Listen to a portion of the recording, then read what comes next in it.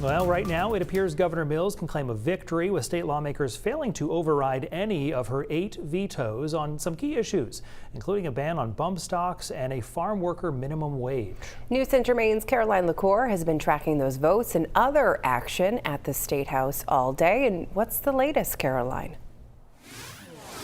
Sam and Brian, lawmakers were met with a pretty stacked day here at the State House with several of Governor Janet Mills's vetoes and unresolved bills up for debate. The governor ended up vetoing around 8 bills ranging in issues from labor agreements on certain clean energy projects to a highly contested bump stock ban, but lawmakers failed to overturn any of those vetoes. One of those vetoed bills would have applied Maine's minimum wage for farm workers.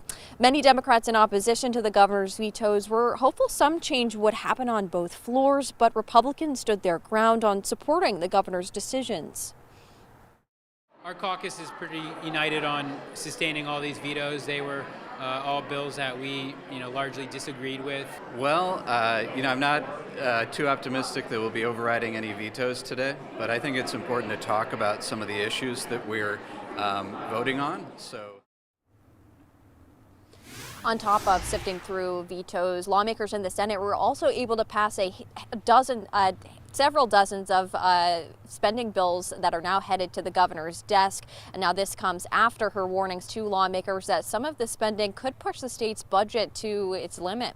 Brian, Sam, I'll toss it back to you. Caroline LaCour in Augusta tonight. Caroline, thank you.